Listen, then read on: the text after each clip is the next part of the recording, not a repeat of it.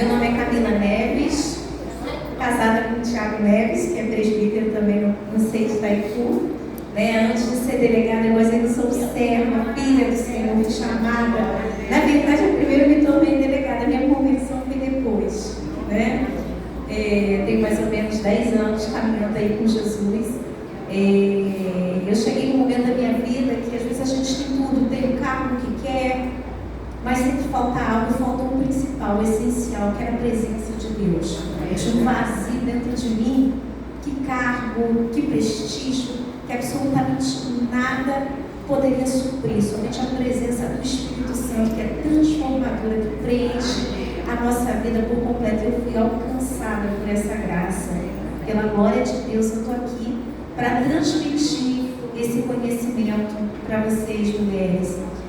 Eu tenho 12 anos no cargo, tá? Eu tenho 37 anos, já estou há 12 anos como delegada de polícia, entrei muito nova, jovem, e muito mais do que conhecimento técnico. Esses 12 anos que eu passei na minha profissão até agora me proporcionaram uma experiência de vida, tratando, convivendo com muitas mulheres, conhecendo a realidade de cada uma. E de início, eu já posso falar para vocês uma coisa: a violência contra a mulher não tem classe social.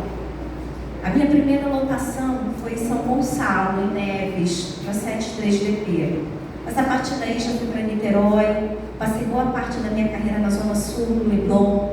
Então convivi com mulheres de baixa renda. Atualmente eu estou como titular da Delegacia de Vila Isabel. Eu convivi com mulheres de baixa renda e com mulheres de alto poder aquisitivo que são vítimas de violência. Violência perpetrada pelos seus companheiros, pelos seus maridos, pelos seus namorados. O que é importante? Muitas das vezes nós não reconhecemos que somos vítimas de violência. Porque para muita gente, ele nunca me bateu, ele nunca me encostou a mão. Às vezes você está há anos no relacionamento e fala assim: não, meu marido nunca me bateu. Mas não é nem preciso, porque existem palavras que matam. Existem comportamentos que são feitos de forma reiterada e que aquilo vai minando pouco a pouco a autoestima da mulher.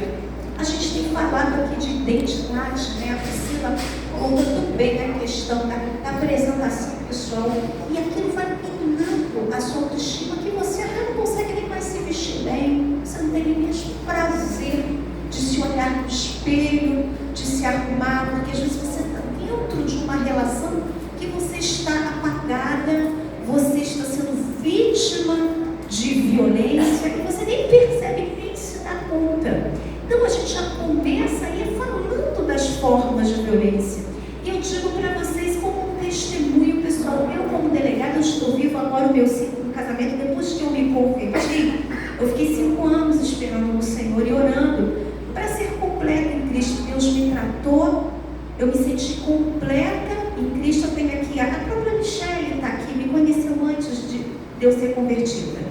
Então eu estou aqui para contar mentira para ninguém. Tem uma pessoa aqui que vai poder falar a verdade, que eu não conheço o meu antes e o meu depois, Tem uma testemunha aqui, Michele? Então, testemunha de vida. Obrigada, gente. Mas veja bem, eu fiquei 5 anos esperando no Senhor, esperando para que Deus me tratasse, para que eu fosse completa. Ele me mostrou que nele eu era suficiente. Em Cristo nós somos suficientes. Aí Deus colocou no meu caminho um homem de Deus, um homem para que nós possamos caminhar alinhados no mesmo propósito. Mas antes disso eu já fui casada. Antes de conhecer o Senhor Jesus, eu já fui casada. E pasme, mesmo delegada, eu era vítima de violência. Mas como? Assim que eu entrei na minha carreira de delegada, teve uma delegada que morreu vítima de feminicídio. Mas como? Muitas das vezes nós não percebemos que estamos vivendo um ciclo de violência. Então o conhecimento é tão bom para trazer à luz situações que estão passando desapercebidas. Você está tão imersa naquele relacionamento que você não consegue se enxergar. E às vezes é bom a gente se transportar, sabe, como se a gente pudesse nos ver do lado de fora, sobrevoar passando aquela situação para entender. Veja bem, a violência, como eu já esclareci para vocês, né, não é só a violência física. Assim que eu entrei para a polícia muito jovem, 23, 24 anos, eu andava minha primeira lotação foi em Neves, e na época as delegacias distritais faziam locais de homicídio. Hoje é a divisão de homicídios, a delegacia de homicídios que faz os locais. E eu fiz o meu primeiro local de homicídio, né? E foi um feminicídio. Eu fui numa comunidade ali dentro do Barro Vermelho para atender o caso de uma mulher que havia sido morta, né, com golpes de tábua de passagem. Eu cheguei lá, ela estava... Eu vou falar assim, coisas fortes, tá, gente? Mas é a realidade, não adianta a gente também tentar maquiar. Realidade, é isso, tá, gente? É isso que eu vivo todos os dias. Tá? É isso que eu vivo todos os dias, a gente também não tem que tentar maquiar. Porque muitas de vocês podem estar vivendo uma situação parecida. Então, eu vi a primeira cena, eu novinha, vi ali uma cena de homicídio, uma mulher deitada no chão da casa, janela morta, a tábua de passar perto, com marcas de sangue, com respingos de sangue, ela morta. Ah, foi um companheiro, ex-companheiro que matou, que entrou aqui e matou. Aí aquilo me chocou, sabe? Você lidar com aquela cena tão jovem, tem muita maturidade. Aí quando você vai ver o passado daquela mulher e o passado daquele cara que matou, né, daquele homicida, feminicida, já havia registros de quê? De ameaça. Não foi, ele não chegou lá e matou. Na verdade, quando chega na violência física, quando chega no homicídio, já é um ápice. Porque a violência ela já começou lá atrás, ela já vinha sendo ameaçada, já vinha sendo perseguida, e muitas vezes a gente menospreza, não dá o devido valor a uma ameaça que é feita. E trata como, não, ele não vai ser capaz de fazer isso. Gente, vocês não podem subestimar. Quando uma pessoa ameaça, ela vai ser capaz, sim, de fazer o pior. Então, ela acumulava registros de violência doméstica contra o seu companheiro, até que chegou no fim que ele fez o que fez. Então, existe a violência física, mas antes da violência física, existe a violência psicológica. Hoje, se fala até no crime de violência psicológica, algo que até então não se falava antigamente. O que é crime de violência psicológica? Será que alguma de vocês já está passando por isso? O crime de violência psicológica não é uma situação pontual. Veja bem, fiz aqui uma coisa com você, causei um crime de violência psicológica, não. São vários comportamentos, várias atitudes que aquele teu companheiro tem que vão te causando o quê? Um dano emocional profundo. Te subjuga, te humilha, te diminui a sua capacidade de autodeterminação, de você tomar as suas próprias decisões, diminui, controla as suas ações, controla a sua vestimenta, controla as suas amizades. Você passa a não se enxergar mais, é como se você fosse uma extensão daquele homem. A gente vê aquele caso recente de feminicídio que aconteceu em São Paulo, aquela soldada da polícia militar que foi morta pelo seu marido. Ele guardava os perfumes dela no quartel. Ele estava lá no local de trabalho dela, vigiando ela o tempo todo. Aquilo diminui o quê? A capacidade de autodeterminação da mulher. Ela não pode usar um perfume. Muitas das vezes o homem não deixa você ir para uma academia. O homem censura a sua roupa. E não é porque a roupa é curta, não. É porque ele acha que talvez aquela roupa, por ser bonita, vai chamar muita atenção. É porque a roupa é indecente. Mas às vezes a roupa que ele não quer, simplesmente ele não quer. Ele acha que vai chamar atenção, ele quer te apagar, ele quer te anular. Então aquilo vai causando um dano profundo.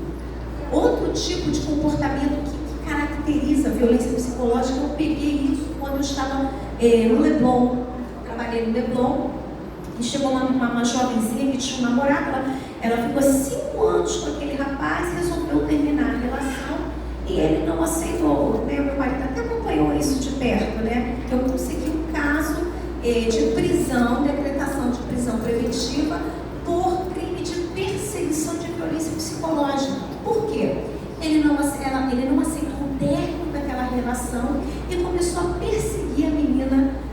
através de e-mail no ambiente virtual, mandando e-mails reiterados. Ele descobria todos os relacionamentos que ela iniciava, ele conseguia terminar. Ele descobria, ele realizou um monitoramento, ele ligava para ela de tempo em tempo, de minuto em minuto, ele mudava a VPN. Então, ela parecia que ela estava recebendo ligação de outro país. Ele alterava, e aí ele recebia ligação como se estivesse recebendo ligação do exterior, mas ele alterava a VPN, né, para poder ficar perturbando ela de tempos em tempos. E ela chegava a pedir uma comida para um aplicativo, ele mandava assim: espero que você aprecie essa pizza. Você pediu que eu coloquei um tempero especial nela. Ela já achava que a pizza que ela ia receber estava envenenada e já não comia. A pessoa já não tinha mais vida. Ela estava indo fazer compras no mercado, daqui a pouco estava lá igual um espectro do lado dela. Às vezes a pessoa não falou nada, ela não fez uma ameaça, mas a própria presença em si daquela pessoa já não é intimidadora. Você está ali, hoje você está num lugar, você sabe que você está sendo seguida, que você está sendo vigiada, e às vezes até a pessoa está fazendo elogio. Mas é aquele comportamento inconveniente, aquela perseguição, e aquilo vai causando o que na mulher? Dano emocional. Então olha como é que a violência psicológica, ela é perversa. E muito não se fala dela. Não se fala de violência psicológica. Hoje a gente está comentando mais sobre violência psicológica. A gente fala também da violência moral. Moral são xingamentos, né? Para muita gente é normal você ser chamada de vadia, você dizer, não, a gente perdeu a cabeça, ele se excedeu. E a mulher vai tolerando dentro de uma relação o desrespeito, a humilhação. Aquilo passa a ser rotina na vida da mulher. A violência patrimonial, destruir os bens da mulher, depredar. Ele tem um carro, ele destrói, ele corta as roupas. Já tem homem que terminou a relação: fui eu que te dei tudo isso, então deixa eu cortar aqui tudo. Fui eu que te dei. Muitas das mulheres, elas não conseguem se libertar de relações por dependência, não só emocional, mas por dependência financeira. A mulher não consegue, porque ele é um provedor, porque ele não provê, é dele que vem o meu sustento. Muitas das vezes a mulher, como acontece com mulheres de classe média alta, elas conseguem ter uma vida financeira independente do homem, mas a prisão é o quê? Emocional, que ele coloca ela no estado de modo que ela pensa que não consegue levar uma vida sem ele. Ele tira a capacidade de quê? De autodeterminação daquela mulher. Então isso é muito importante falar como essa violência começa. Então tem a violência patrimonial, a violência moral, a violência sexual, inclusive dentro do casamento. Mas eu tenho obrigações com meu marido, eu tenho deveres conjugais. Amém, você tem. Mas existe violência sexual também. Todo ato sexual não consentido é violência, inclusive dentro do casamento. Isso tem que ser falado. Então, a violência contra a mulher, inclusive para incidir a Lei Maria da Penha, que a gente tanto fala, em que hipótese, né, incide essa Lei Maria da Penha? Em que hipótese eu posso pedir uma medida protetiva contra o meu agressor? Então, é essa violência contra a mulher que é praticada no ambiente doméstico. Está ali no ambiente doméstico, muitas vezes a própria empregada doméstica que mora ali, ela pode ser vítima de violência doméstica. Numa relação afetiva, que é a mais comum, às vezes a pessoa não mora junto, mas são companheiros, são namorados. Na relação familiar também. Então, aquela violência que é praticada nesses três âmbitos: âmbito familiar, âmbito afetivo, âmbito doméstico, e que tem como alvo você como mulher, é uma violência de gênero. Eu estou praticando isso contra você em razão de você ser mulher, levando em consideração a sua vulnerabilidade. Porque a mulher, ela é vulnerável sim em relação ao homem. Independentemente dela ser rica, independentemente dela ser pobre, a gente não está falando aqui de poder aquisitivo. tiver é a vulnerabilidade física. Biologicamente falando, nós somos mais vulneráveis que o homem. Nós precisamos de um amparo. Sempre vem um homem com uma piadinha para mim. Por que não tem a lei João da Penha? Meu amigo, né? Eu sempre escuto isso, João da Penha. Sempre vem para falar do João da Penha. Não tem, porque somos diferentes. A mulher, ela precisa de uma política pública diferenciada. Quantos casos de feminicídio a gente não tem visto por aí? Mas mulher também mata, homem mata. Mas a circunstância que a gente tem visto aqui é diferente. O que mais se repete? São mulheres presas a uma relação em situação de vulnerabilidade em relação ao seu agressor, que necessitam de uma proteção legislativa o quê? Maior. Não existe João da Penha? Não existe por causa disso, meu amigo. Eu sempre tenho essa dúvida no final. Sempre para perguntar isso. Então, veja bem, é importante então, que vocês compreendam esse tipo de violência e entendam que a violência doméstica, ela tem um ciclo. Ela começa, então, se você entra numa relação afetiva, que você já começa a vislumbrar esses tipos de comportamento, o cara é controlador, o cara gosta de diminuir, isso já acende um sinal amarelo de que você tem que pular fora. Por quê? Porque isso não vai melhorar quando você casar. Piora. Quando casa melhora. Não vai melhorar, gente. Piora. A situação vai piorar, né? E muito importante falar, inclusive dentro da igreja, principalmente. Muitas mulheres, quando elas vão confessar que são vítimas, até por vergonha, né? Porque a gente pensa assim, você casa, você quer construir uma vida com aquela pessoa, e a gente tem um entendimento da palavra de Deus, a gente entende que casamento é para sempre, né? Eu casei com meu marido porque é para sempre. É para sempre. Não, é para sempre, né? Agora a gente quer acertar, a gente quer fazer direitinho. E muitas das vezes elas querem levar uma vida de aparência. E não quer sair, não quer se libertar da relação. E muitas das vezes, quando vão pedir aconselhamento pastoral, qual é o direcionamento que o líder, que o pastor dá? Diante de uma situação de que, olha, estou sendo agredida pelo meu companheiro, vai orar. A gente precisa falar sobre isso. Tem que orar. Tem que orar. Gente, eu não estou querendo retirar a importância da oração. Eu acho que a oração é fundamental. Se eu estou aqui, é fruto de muita oração, né? Foi a misericórdia de Deus que me sustentou. Mas a gente precisa também de um entendimento por parte dos líderes, orar sempre, sem cessar. Mas precisamos tomar determinadas atitudes diante de fatos graves que são reportados. Então o pastor, ele recebe, né, uma notícia de que a mulher, olha, ele está me agredindo, ele está me espancando.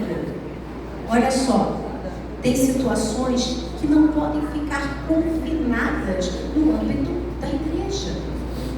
Tem situações que é para a polícia resolver, amém, gente? Amém. Porque a polícia tem meios para isso. Existem medidas protetivas que vocês podem pedir na delegacia que obrigam o agressor a se afastar, a não se aproximar, manter um determinado distanciamento, a não manter contato e, a depender da gravidade do caso, até a decretação da prisão preventiva.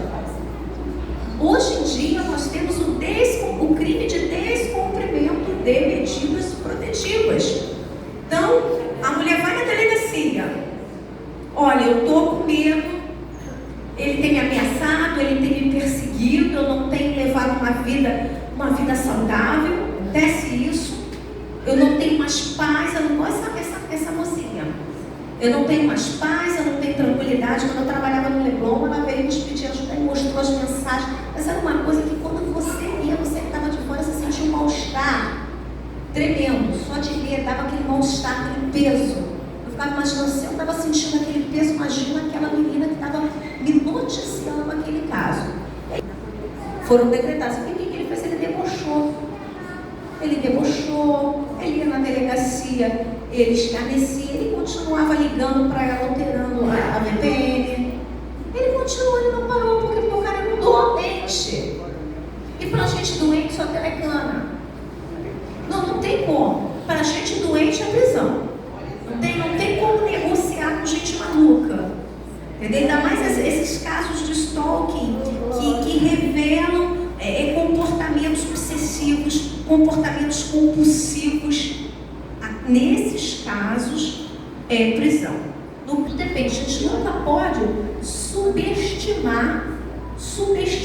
Eu aprendi na minha carreira não subestimar nenhuma ocorrência de violência doméstica. É sempre importante a gente analisar aquele histórico daquela relação, há quanto tempo eles estão juntos, como é que foi o rompimento, como tem sido, e nunca subestimar, porque a gente vê que sempre pode evoluir para o feminicídio, para a morte da vítima, porque a gente não quer perder uma vítima.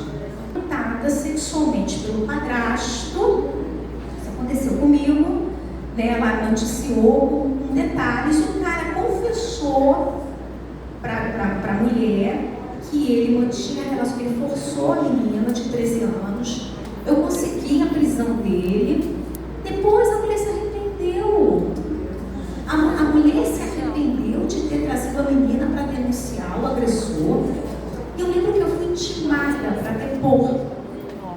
Gente, a menina tinha 13, 14 anos, ela olhava para mim com cara de... A menina ficou com ódio de mim. Eu falei, gente, por que essa menina está com ódio de mim? Porque a mãe fez a cabeça da garota contra mim e reatou o relacionamento com o cara, chegou na audiência de mãos dadas com quão nocivas, quão perversas podem ser essas relações tóxicas.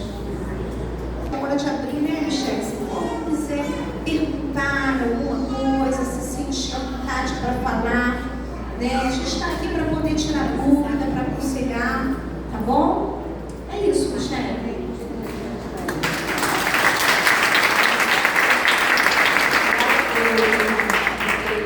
Conhecimento, né, é muito necessário. Às vezes a gente não imagina o que é uma violência doméstica, né? São coisas muito pequenas, né? E a gente às vezes acha que é cultural. E às vezes a gente já vem vendo, às vezes com nossos pais ou em outros familiares, e a gente cresce, né? Amadurece e acha que aquilo é normal. Mas não é. A gente precisa aprender e escolher se libertar. Eu vou chamar a Raquel aqui. Vou chamar a Raquel. A gente está finalizando e a gente vai fazer uma oração especial em prol de tudo que foi falado aqui, sobre a questão da nossa identidade, sobre a questão do autocuidado, da nossa autoestima, sobre a questão que a doutora Camila trouxe também, sobre a violência. E assim, não tenha vergonha. Às vezes a gente fica assim, não quero mostrar que eu sou assim, não quero mostrar que eu estou passando por isso. Mas aqui, a casa do Senhor, você está na casa do seu Pai. E aqui é lugar de cura, aqui é lugar de libertação, né? Aqui é lugar de transformação. É o lugar principal para você abrir seu coração. E você viver verdadeiramente essa transformação. Você vem buscar isso, nós viemos buscar isso. Renovo, cura, transformação. Amém?